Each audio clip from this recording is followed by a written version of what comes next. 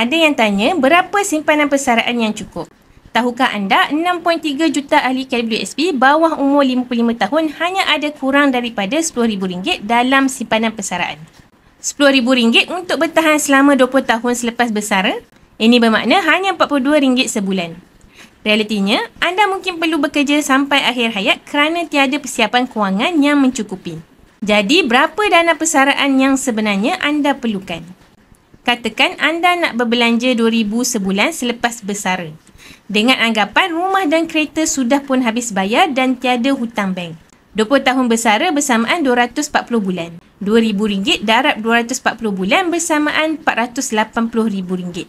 Tapi jika anda nak gaya hidup yang lebih selesa dengan RM5,000 sebulan, jumlahnya RM5,000 darab 240 bulan bersamaan RM1.2 juta.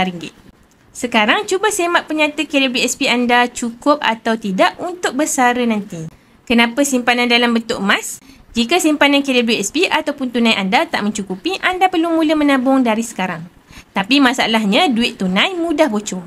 Dibelanjakan tanpa sedar atau nilainya menyusut akibat inflasi. Emas boleh bekukan nilai simpanan anda. Kerana emas ni tak terjejas dengan inflasi dan nilainya kekal dalam jangka panjang. Biar susah masa muda, jangan miskin masa tua. Bermula sekarang, bukan nanti. Persaraan bukan sesuatu yang boleh ditangguhkan. Bersedia nak menabung demi masa depan anda?